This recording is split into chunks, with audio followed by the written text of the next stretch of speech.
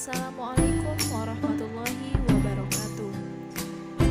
Baiklah, saya Fadila Dwi Agustin dengan NIM 2014010083 dari jurusan Pendidikan Agama Islam, Fakultas Tarbiyah dan Keguruan Universitas Islam Negeri Ujung Padang. Baiklah, di sini saya akan menjelaskan tentang tugas dan tanggung jawab guru sebagai administrator pendidikan, edukator, dan konselor. Yang pertama adalah guru sebagai administrator pendidikan. Pada umumnya, tugas dan kewajiban seorang guru adalah mendidik atau mengajar. Tetapi, agar tugas tersebut mampu mencapai tujuannya, seorang guru harus melibatkan diri dalam masalah-masalah administratif. Dalam administrasi pendidikan, guru berfungsi sebagai administrator. Tugas dan tanggung jawab guru sebagai administrator adalah: yang pertama, menguasai program pengajaran atau garis-garis besar program.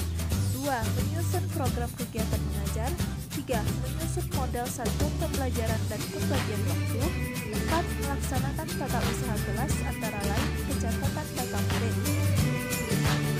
Guru dituntut harus berpartisipasi dalam administrasi pendidikan di sekolahnya, baik yang bersifat kurikuler maupun masalah-masalah di luar kurikulum.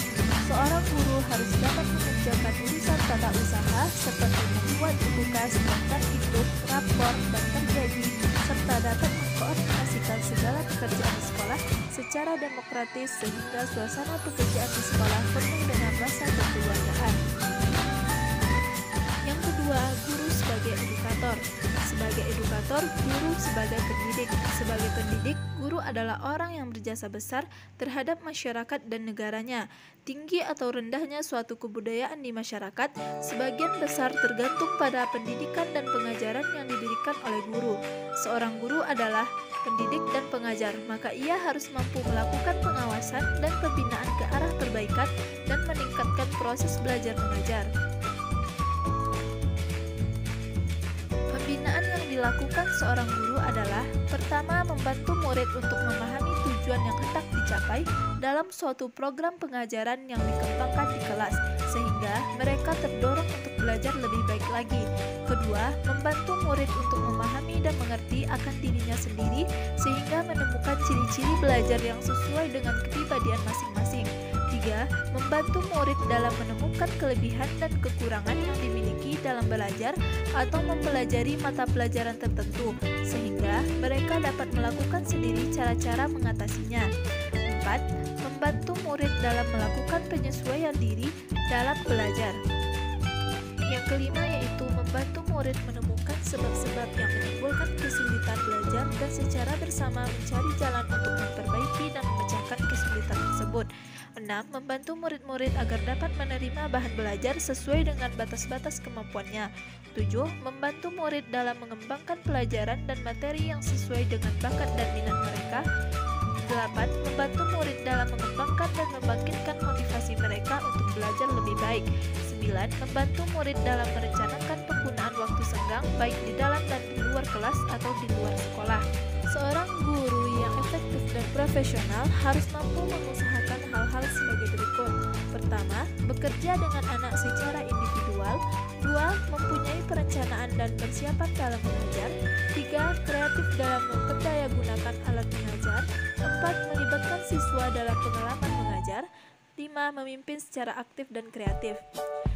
Selanjutnya, guru sebagai konselor. Konselor adalah seseorang yang berkewajiban membantu siswa yang mengalami kesulitan, baik yang berkenaan dengan proses belajar yang dialaminya maupun kesulitan-kesulitan pribadi yang berpengaruh langsung atau tidak langsung terhadap pertumbuhan dan perkembangan siswa tersebut.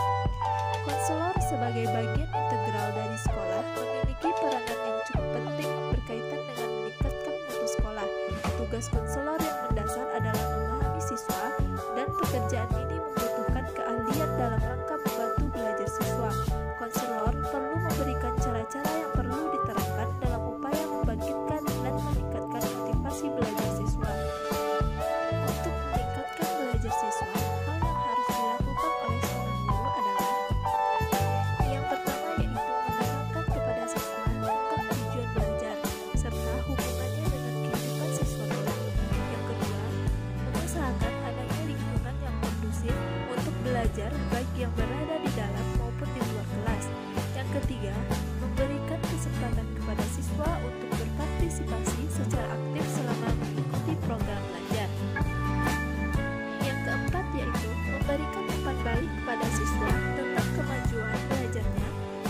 kesalahan-kesalahan yang telah dilakukan yang dapat dijadikan penguatan bagi para siswa.